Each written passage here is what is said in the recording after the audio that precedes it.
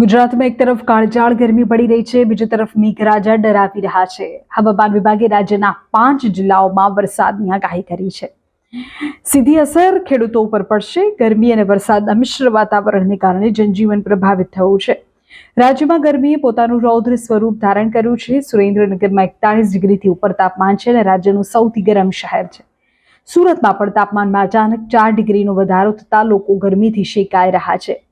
આ ગરમી વચ્ચે હવે માવઠાનું સંકટ છે. હવામાન વિભાગના જણાવ્યા અનુસાર આગામી 24 કલાકમાં દક્ષિણ ગુજરાત અને સૌરાષ્ટ્રના 5 જિલ્લાઓમાં હળવો વરસાદ પડી શકે છે. આ બદલાતા હવામાનની સૌથી મોટી અસર સ્વાભાવિક રીતે જ ખેતી પર પડશે. ખાસ કરીને ખેડૂતોનો પાક અત્યારે ખુલ્લામાં પડ્યો છે, તેના માટે આગામી 3 દિવસ ખૂબ કપરા સાબિત થઈ શકે છે. તંત્ર દ્વારા ખેડૂતોને અપીલ કરવામાં આવી છે કે તેઓ પોતાના ખેત ઉત્પાદનોને જો સુરક્ષિત સ્થળે ખસેડી શકે તો ખસેડી લે અને કમોસમી વરસાદથી નુકસાન થતા બચાવી લે. ઉનાળાની શરૂઆતમાં જ ગરમી અને વરસાદની આ બેવડી ઋતુ લોકોના સ્વાસ્થ્ય માટે જોખમી સાબિત થઈ.